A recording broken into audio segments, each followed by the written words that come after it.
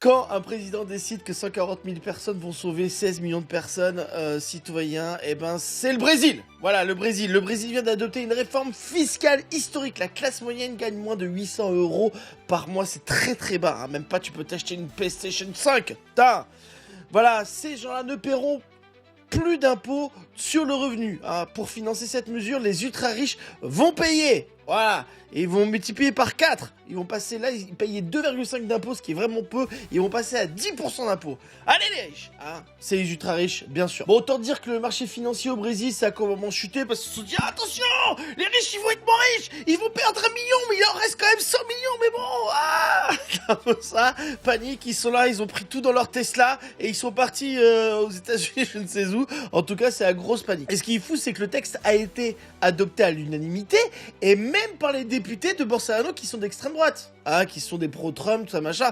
Bon, après, c'est peut-être aussi qu'ils payent pas beaucoup assez d'impôts, quoi, comparé à d'autres pays. Tu sais, quand vraiment l'extrême droite vote avec la gauche, c'est vraiment qu'il y a un gros problème, tu vois, c'est vraiment que là, ils sont tous réunis, fait, on est dans la merde, les gars, ouais, donc il va falloir qu'on avance, ouais, bon, allez, on vote tous ensemble, ok, c'est parti. Bon, après, en France, ils payent déjà un peu plus d'impôts. Moi, ce que je voudrais juste en France, c'est que, en pourcentage, les ultra-riches payent autant que nous, les clodos. Ce qui n'est pas le cas. Donc voilà, enfin, payons tous pareil, quoi, tu vois. Ah, mais voilà, le Brésil découvre, en fait, ce que nous, les Européens, on sait, il faut taxer les riches, c'est comme ça.